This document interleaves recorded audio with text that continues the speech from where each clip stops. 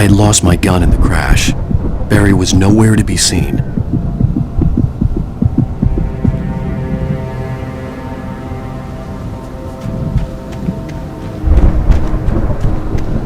Barry! Barry! Oh, man, you're okay! Jesus! Here we have, once again, a twist to the gameplay. We actually take away the light, the main tool of the player. The point of this scene is to demonstrate how utterly helpless Wake is without his light against the forces of darkness. There really isn't any other option here but to run or die. Al! There's something moving down here! Barry, it's a taken! Use a flare, Barry! Yeah! Barry, are you alright? I'm good, Al! I'm great! Guess you never messed with anyone from New York City before, huh? This area is the Anderson farm. In the game we have these two goofy guys called the Anderson brothers. They used to live here, but with time they have gone a bit funny in the head, and now they spend most of their time at Hartman's clinic, although they do wander off all the time. Yeah, they were in a band called the old Gods of Asgard, and they actually pretended to be Nordic gods, and that whole rock and roll lifestyle thing was just a little bit too much for them, and it probably didn't help that they actually made their moonshine with water from the Cauldron Lake. These guys are nuts. Yeah, but this is a really cool location. It used to be an ordinary farm, but as these guys led their rock and roll lifestyle, they made it into their own image, and they built this stage in the middle of the cornfield and even decorated the farmhouse with Viking imagery. They had some serious parties here. This whole Viking thing was like a lifestyle for them, and in the end they started to believe in their own characters. Unfortunately it went a bit too far, and they woke up the Dark Presence with their music.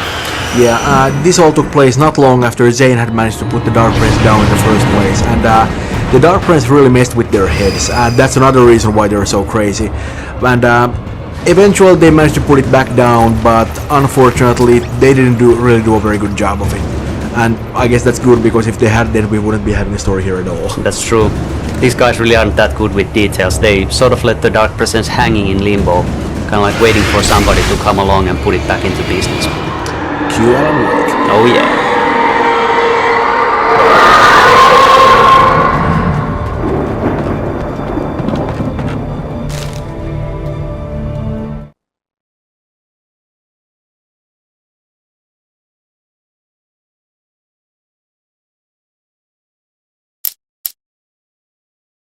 When he stopped the car at the Anderson farm, Walter felt relieved. Oblivion was close at hand. The brothers wouldn't miss a jar of moonshine or two in the booby hatch. But then he saw the man on the porch, and he knew who it was. Driving for his life and knowing it was useless, he didn't realize he was crying until he couldn't see the road for the tears.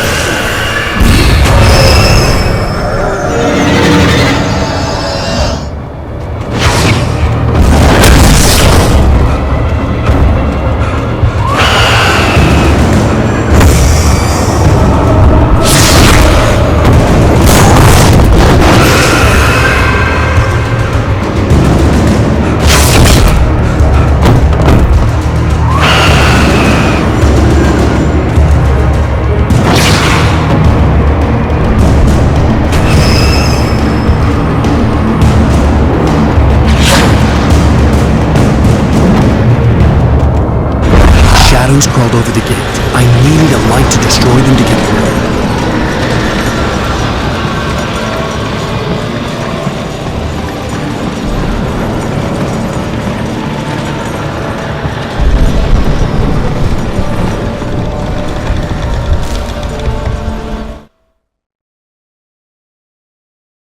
Agent Nightingale stared at the passed-out rider.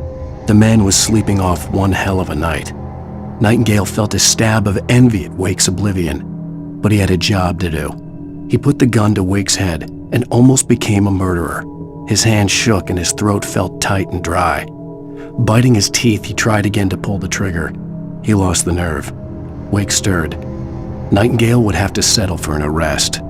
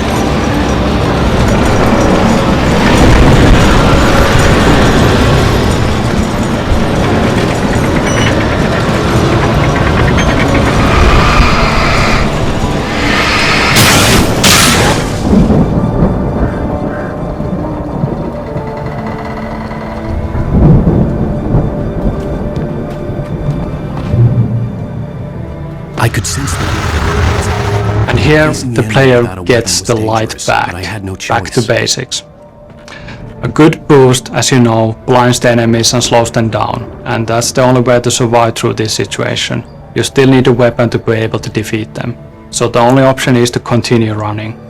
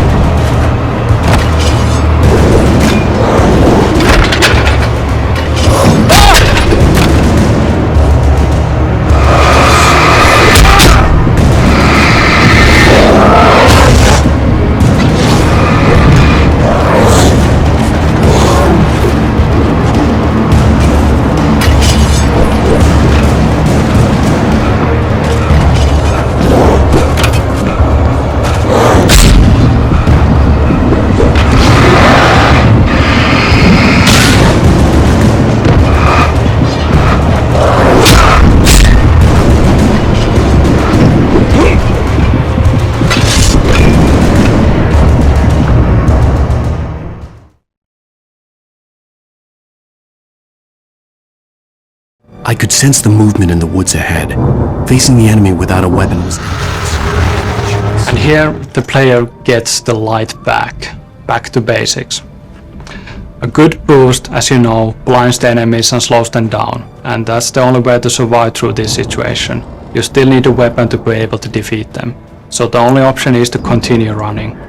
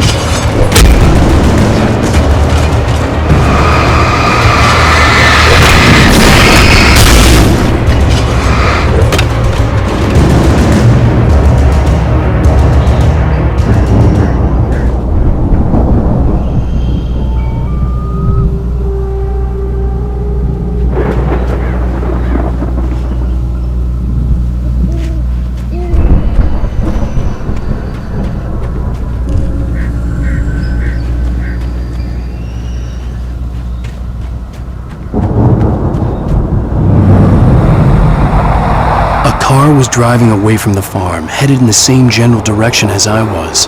For all I knew, it was Barry, caught in the consequences of leaping before looking.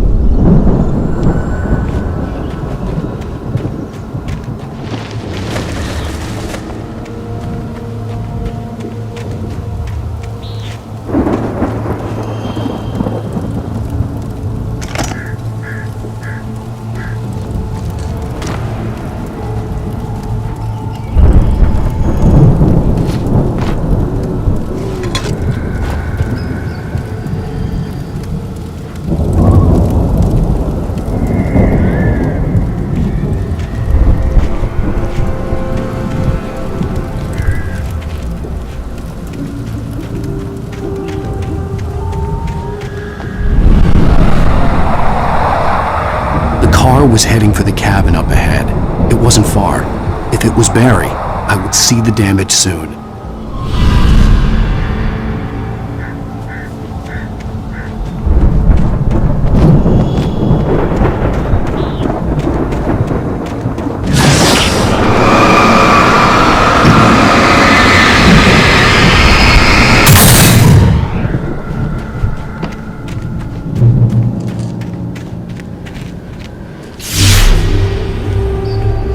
I'm trying to deliver each page to the right time and place. I'm trying to show you how the story goes. I had seen glimpses of the light before. I had seen it in my dream.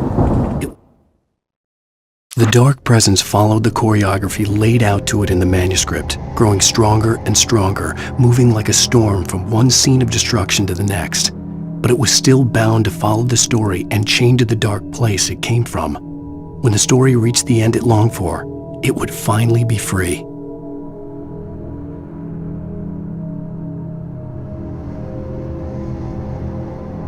A strange spaceman or a diver in a bulky suit.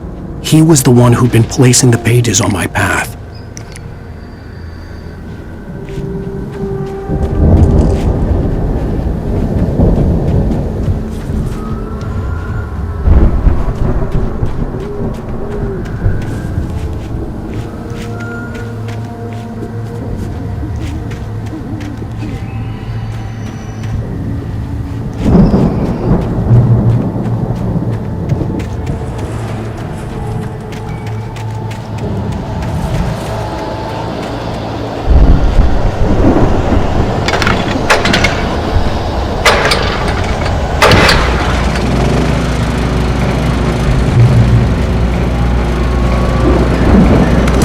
Someone had left a gun behind.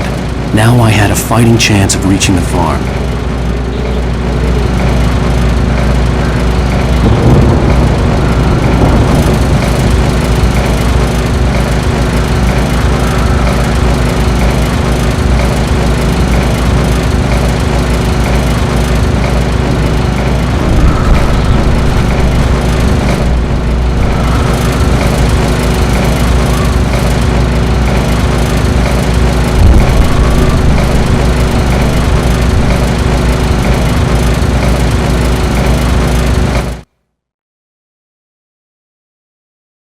The storm raged on as the Anderson brothers walked unsteadily away from the clinic with the other patients in tow, knowing that this time they wouldn't return. The darkness around them seethed with horrors, but Tor and Odin were unafraid.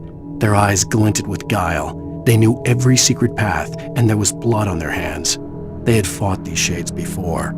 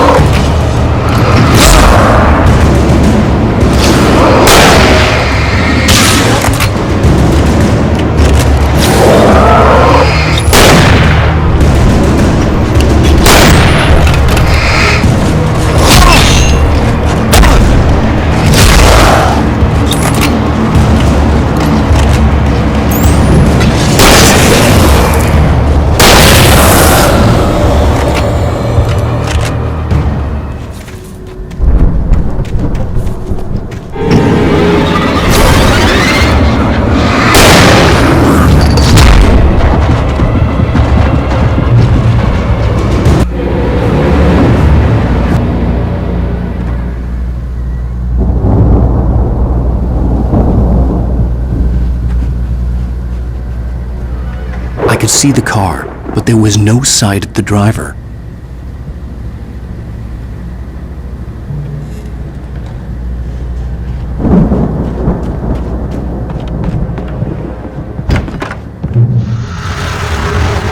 The journey from the crashed car, the second one we had in the game, up to this hunting cabin has been fun to develop.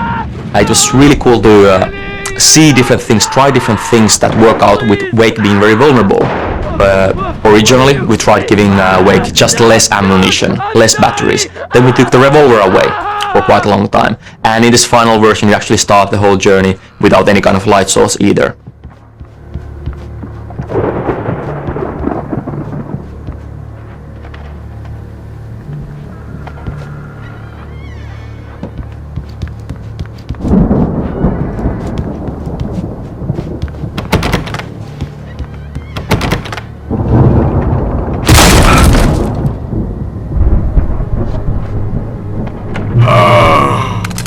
I know you.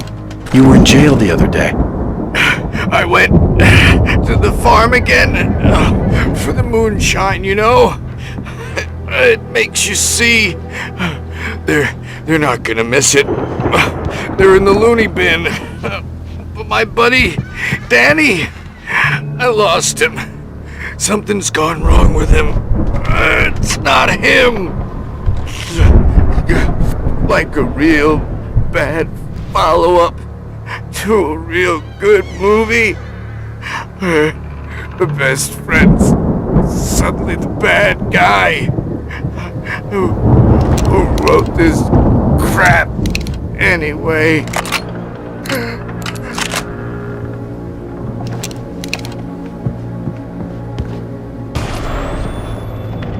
I've run through every possible course in my head. If I continue like the Dark Presence wants me to, the story I'm writing won't save Alice. It's a horror story, and it's going to kill her, and me, and everybody in this town. No one will survive. Darkness will consume everything. This is what it's wanted all along. It will be free, unstoppable. It used Alice to get to me, dangled her in front of me to keep me going. It was never going to release her. I'm going to change this. I'll escape. I've written myself into the story. I'm now the protagonist. This feels like a terrible risk, but it's the only way to save Alice. I'll be bound by the events of the story just as much as anyone else who's been woven into it. The story must stay true for this to work. There have to be victims along the way, near escapes, cliffhangers. In a horror story, it can't be certain that the hero will succeed or even survive. He almost has to die. I'll write my own escape into the story next. I need help. Zane's going to be the one who will help me. I'll make it happen.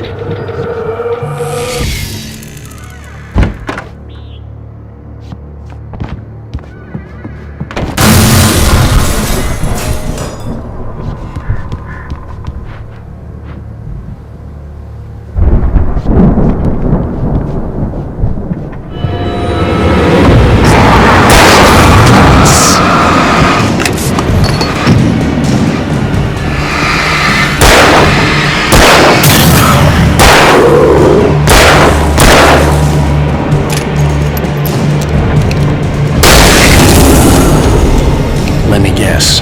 Danny, huh?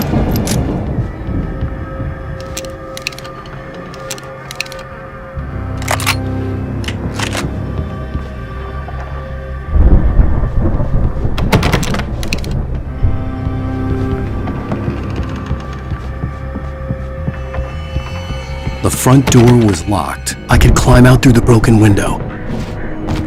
The farm was still a good distance away. I'd need a car to get there fast.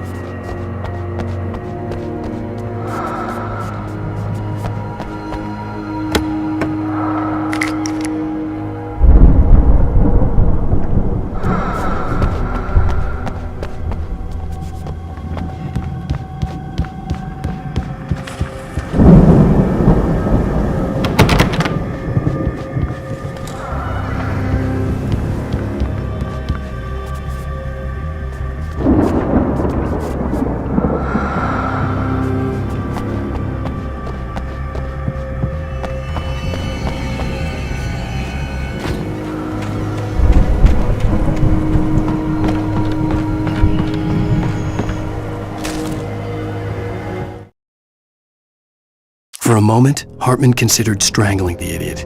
Mott was mean-spirited, but easily manipulated, an emotional infant who lived for his approval.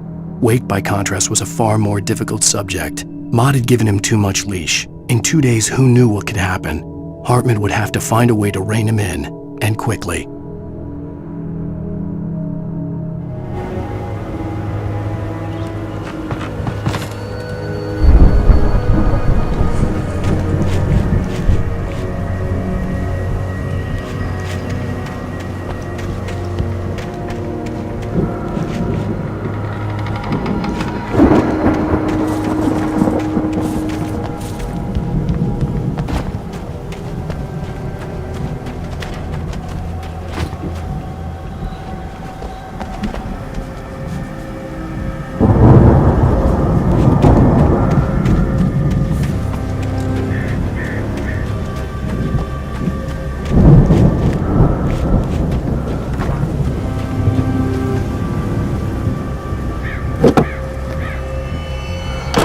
Barry wasn't up here, he was probably in trouble down at the farm. For a moment. The farmlands area has been one of the most liked areas during early gameplay testing.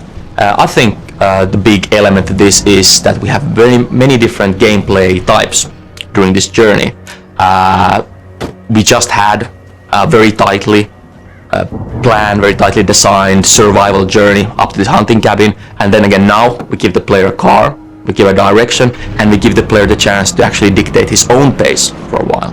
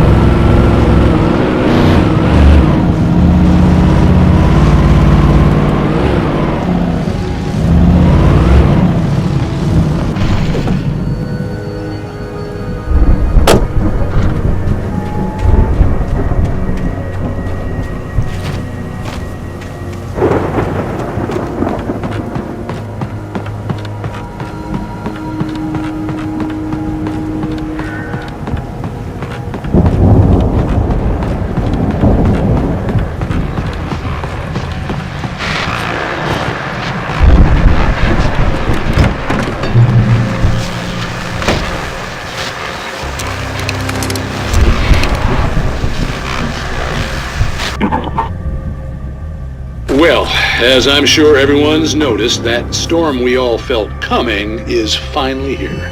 The boys at the Weather Service reckon it'll last until morning at the very least. Pertaining to that, let me read that missing persons alert again. The Sheriff's Department's still looking for a Caucasian woman, 30 years old, slim and blonde with blue eyes. She may be lost in the woods, and it's possible she's been injured in a car accident. If you see her, please make sure you get her indoors and call the sheriff.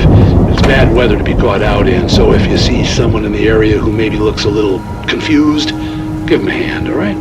This is Pat Maine on KBF FM, hoping you're all safe and warm tonight.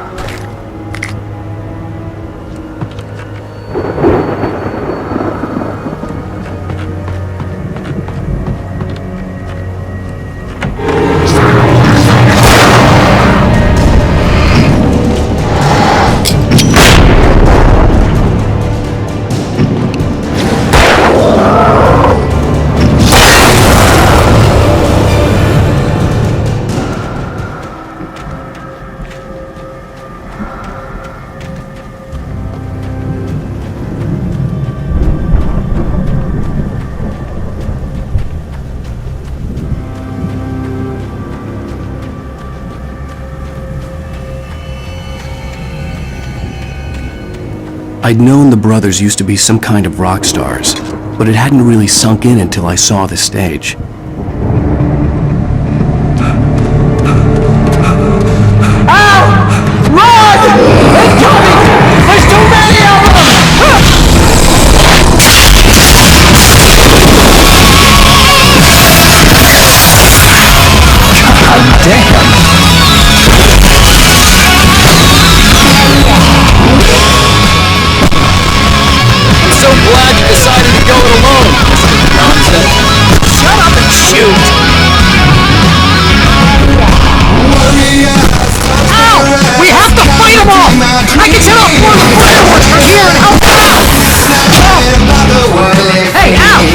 There's a lot of ammo and stuff around? This place is stopped! Ow! Hold on! I'm trying to get the stage lights on! I'm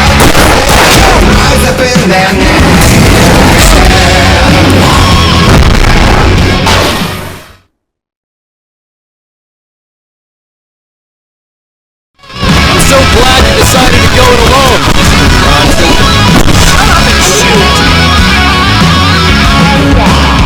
Shut up and shoot! We have to fight them all! I can set off more of the fireworks from here and help them out! Now, is there a lot of ammo and stuff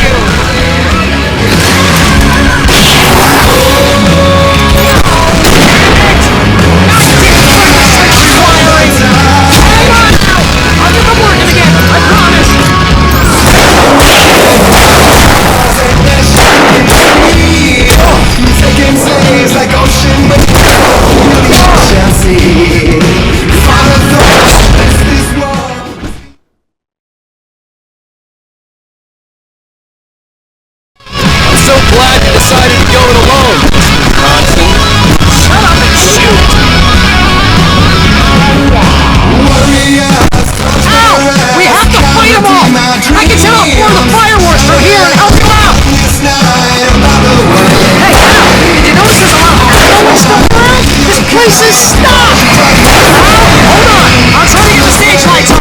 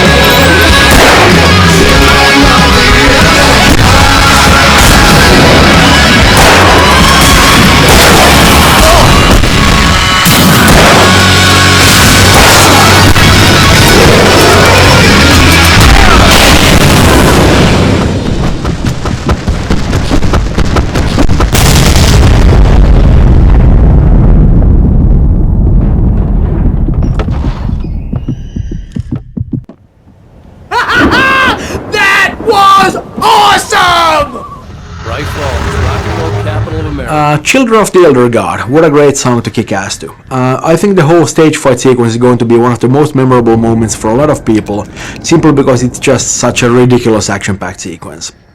The music is actually by the band Poets of the Fall, who have a long history of collaboration with Remedy. We kind of wanted this to sound like 70s heavy rock, and I think they did a fantastic job of that, and from what I hear, they had a good time doing that too. They also did the other song that you hear a little bit later at the farmhouse, The Poet and the Muse, and that's of course a more of a ballad, but you know, still a very nice song. The lyrics of both songs are actually based on poems by our lead writer Sam Lake. Hey, Al! This way to the farm!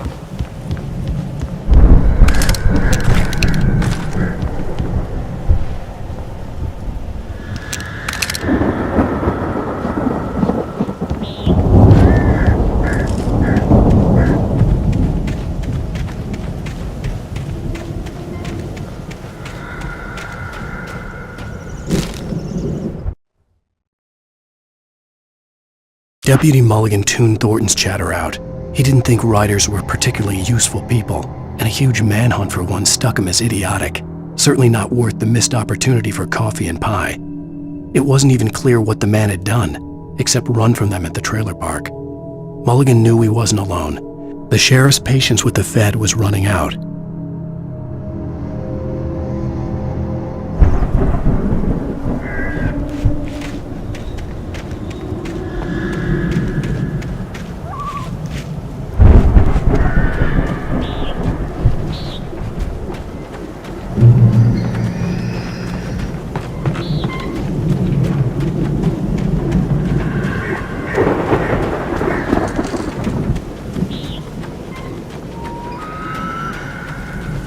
See, bestseller? No reason to worry. Your cutout's good as new, right where I left it.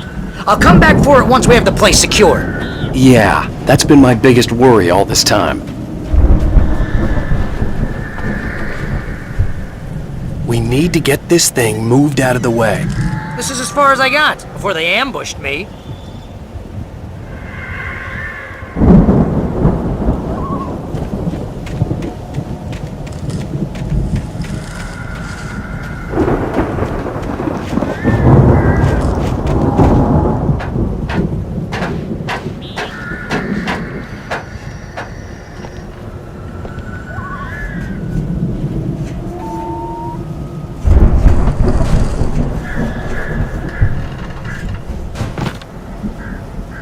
I think Alan Wake here has something to say. Ooh, what's that, Al? Ooh, I'm Alan Wake. I'm always right about everything. And if I don't get my way, I'll sulk all day long. I'm always intense and moody. It makes me very attractive and mysterious.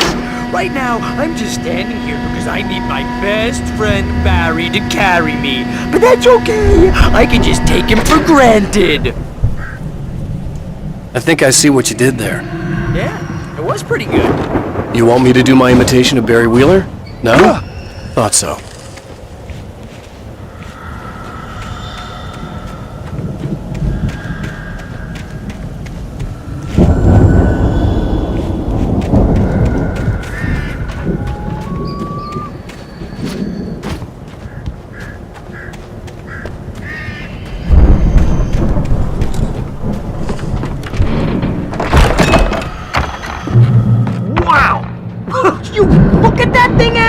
They really went all out with this Viking crap, didn't they?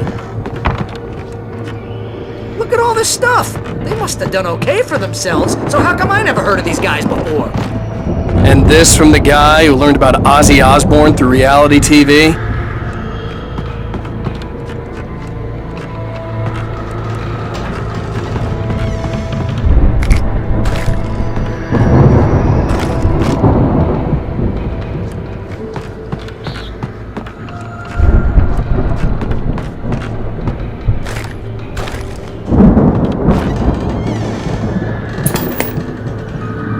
Sleep. We all spend a third of our dreams in its soft embrace, somewhere between fantasy and oblivion. Hey, remember when I got you that gig? Your first real writing job. Got you started. Was this one of your episodes? In Night Springs. Tonight's episode, The Dream of Dreams. That's by someone else. We join Mr. Jones as he explores the endless dreamscape.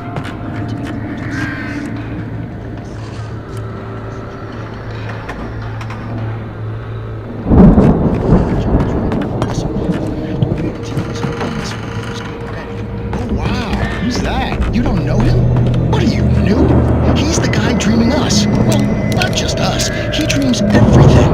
All of this. But wait, no. I'm the one who's dreaming. I'm asleep. Isn't this my dream? Oh, yeah. Sure. Get real, pal. You're just another dream. I'm a dream. You're a dream. The weirdo in the diving suit is a dream. And the girl made of smiles and sunshine is definitely a dream. But I'm pretty sure I'm dreaming this. But maybe you're a really confused dream. What am I, a shrink? All I know is I'm going with the smart guys, and they say that's the guy doing the dreaming. It's 1976. Madness reigns at the Anderson farm. Contrary to all logic, the headiest ingredient of their moonshine is unfiltered water from Cauldron Lake. The Andersons feel like gods. Odin can't stop laughing. He contemplates cutting his eye out. Thor runs across the field, naked, shrieking, hammer in his hand, trying to catch lightning. Their songs have power. Something ancient is stirring in the depths, coming back.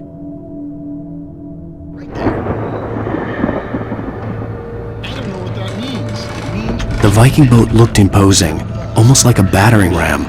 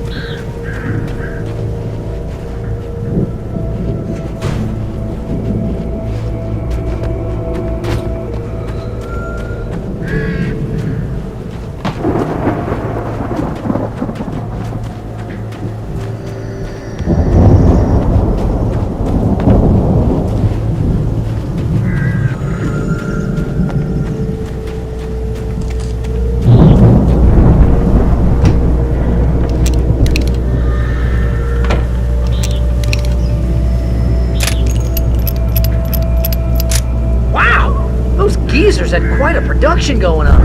Ooh, you know what, Al? If we make it through this alive, I'm gonna start representing them. Yep, sell this stuff online, maybe get a reality show going, release a new single. Good luck with that, pal. Hey, you find us a way out of here, okay? I'm gonna take a closer look at this stuff.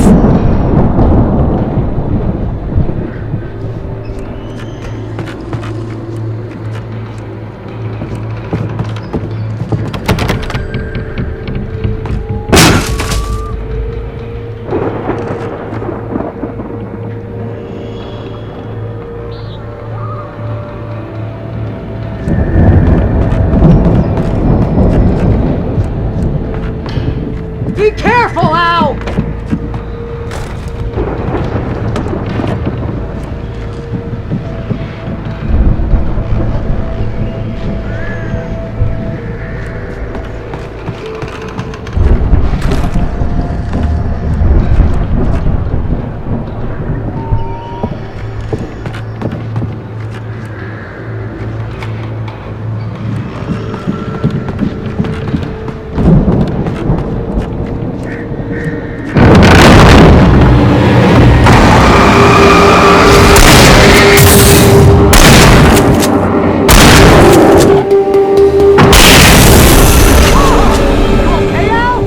I'm good. Keep your eyes open, okay?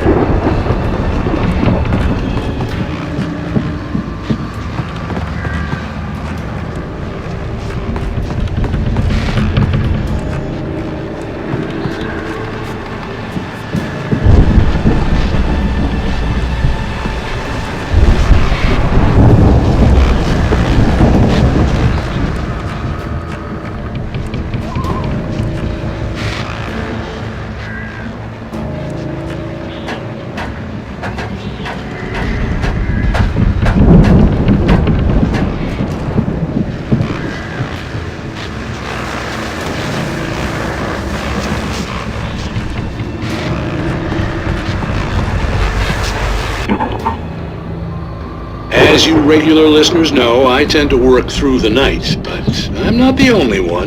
Deputies Mulligan and Thornton are taking a couple of moments off their busy schedule to join me here in the studio. Boys, how busy are you now? Deerfest is almost here, isn't it? I bet that keeps you in business. Pretty busy, yeah. Actually, Pat, we've been real busy with other stuff, which concerns an ongoing investigation. Can't talk about that. I wasn't gonna say anything. I'm just saying we got, other irons in the fire. And how would you compare I could see the building that had to be the Andersons' home on the other side of the field. It wasn't far now. I wasn't worried about trusting the ramblings of two burned-out geriatric wrecks. They had the goods.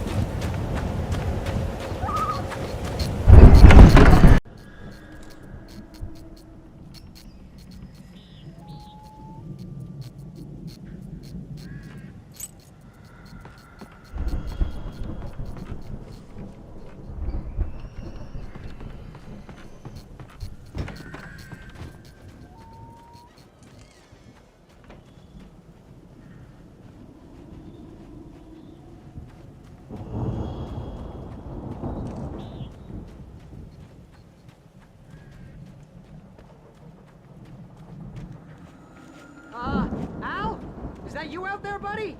Yeah, it's me. Hang on.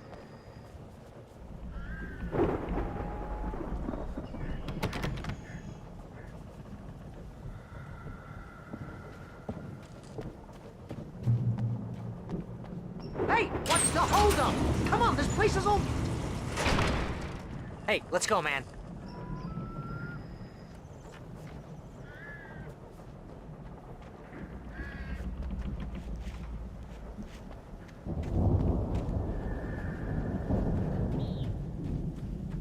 I think we're gonna have to work together to open this gate, Al.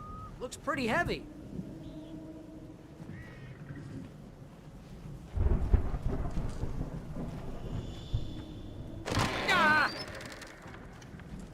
Hey, I think that's the farm on the other side of the field. We're almost there. This farm is a crazy place for crazy people. We should feel right at home then.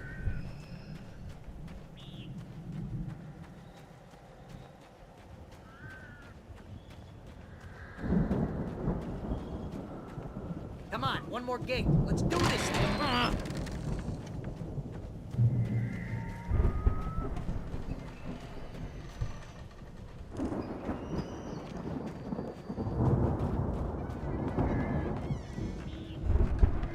The lights are out.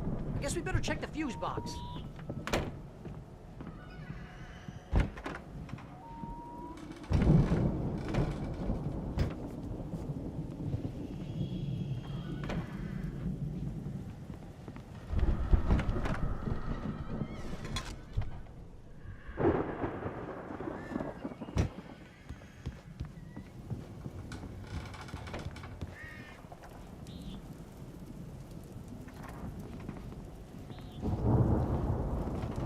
Downstairs was out, but I was sure I could fix that at the fuse box. The power downstairs was out, but I was sure I could fix that at the fuse box.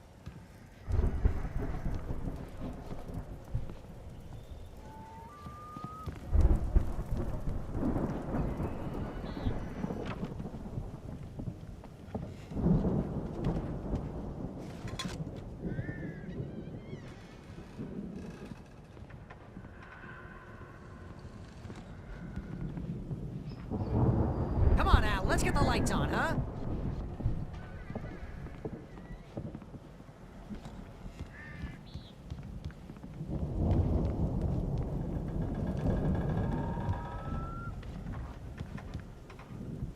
You know, this place looks kind of lived in.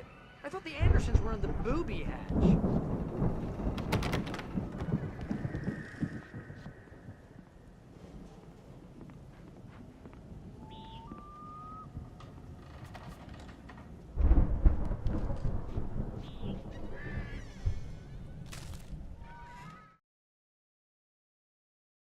Again, Alice's screams rang in the stillness of the night.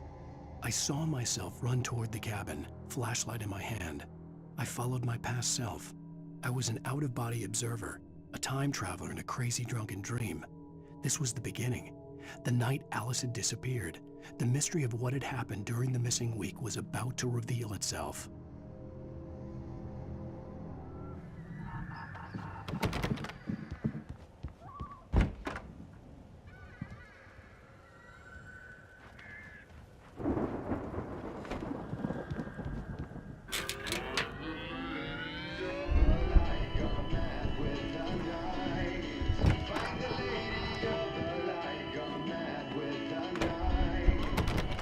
Can you hear that, Al?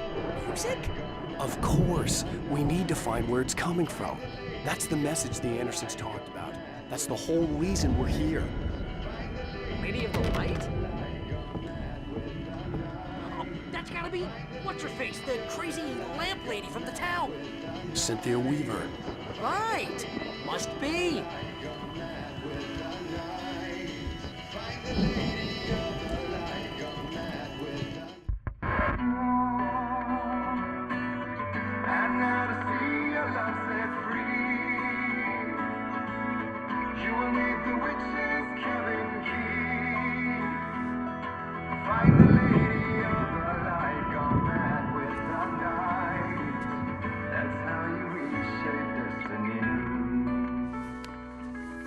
Okay. We need to find Cynthia Weaver. We'll stay here for the night and head back to town as soon as it gets light.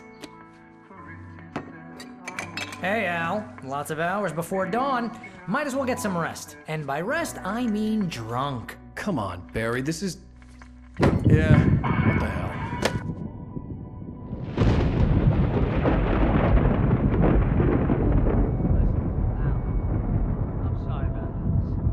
Seriously, because I know we don't get along, but we're gonna find her, right? Even though you're a crazy bastard, I'm gonna stick by you, no matter what, ever, Al. Sure, like a brother. I'm a writer, goddammit. Correct. If I just wanted to, I could write 10 books a year. And they'd be the best books that year. No, you couldn't. That's right, I couldn't. But I could, because I'm a writer. What? What do they put in this stuff? I feel like my brain is coming out of my nose. I'm gonna get the recipe off those coots and be a booze millionaire. I just miss her, Barry. I just want her here with me. I know, Al. I know. It's gonna be okay. We're gonna make it okay.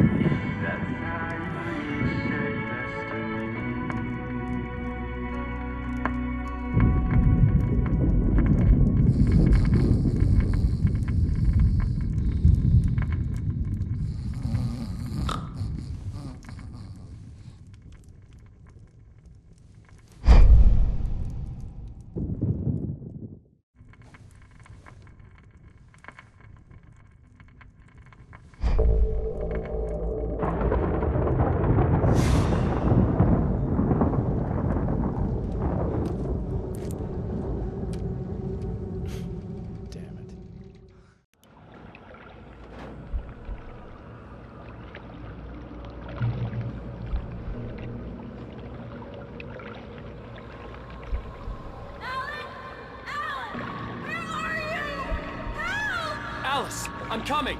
It's all right. I'm coming. It was a crazy, drunken dream, and yet it was more than that. It was the truth, a suppressed memory unearthed by the Andersons' moonshine. I was there, an out-of-body observer. This was the night Alice and I had arrived at Bright Falls, the night Alice had disappeared.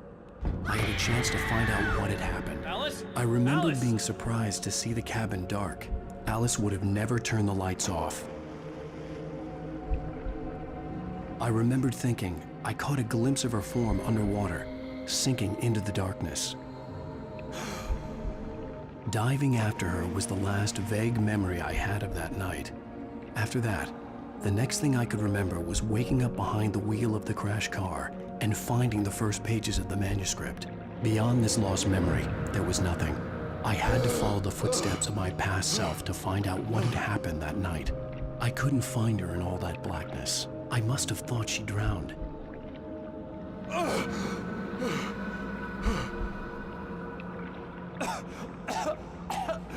Alice! Jagger had Alice, and so she had me. Alice!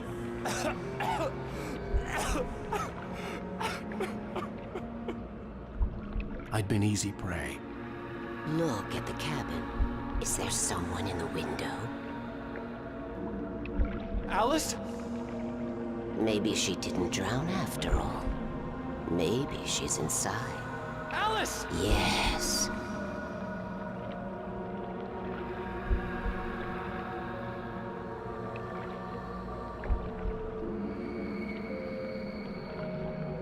The dark presence had touched me. She had dug her nails into my brain and used me, made me her puppet.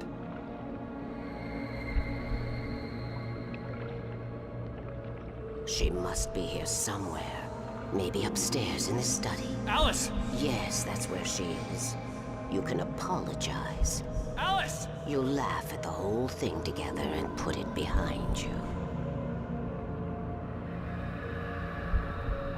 Alice? She's not here. You were foolish to think so. No, she's dead. She drowned. No, no, no! It's your fault your wife is dead. You are guilty. All she wanted was to help you right. You killed her. Oh, hush. There's still hope. Cauldron Lake is a special place. Here, you have the power to change things. She wanted you to write. I will tell you what to do.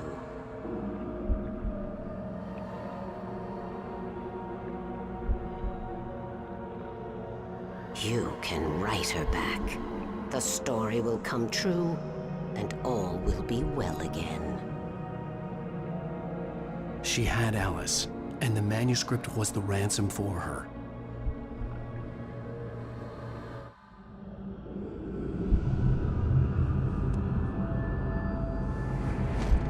Yes, I'll write. I'll fix it. I'll bring her back.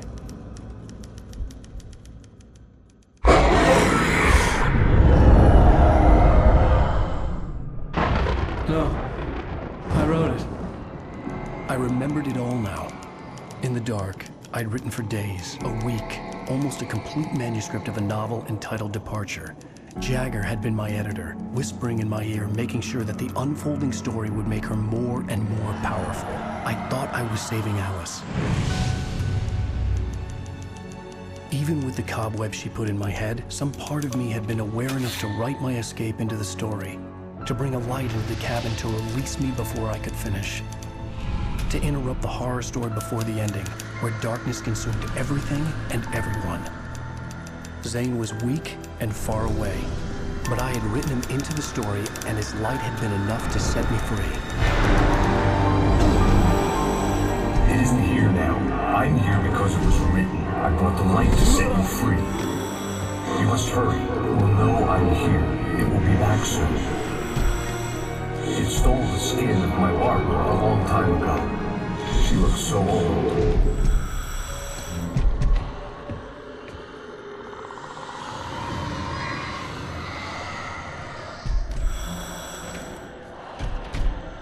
I had woken up, confused and groggy, my mind consumed by darkness and fear. All I could do was to escape.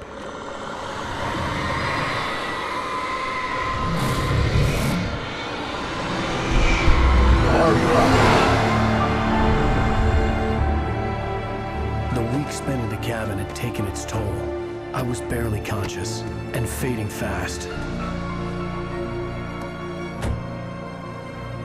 It had to have cost Zane terribly, thrown him even deeper into whatever dark place he now haunted. But he had managed to weaken the dark presence, kept me safe that night.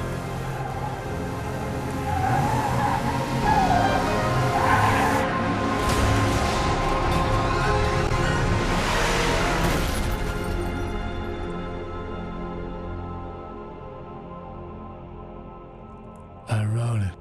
It's my fault. That's right, James Joyce. It's your fault, and you're gonna pay for it.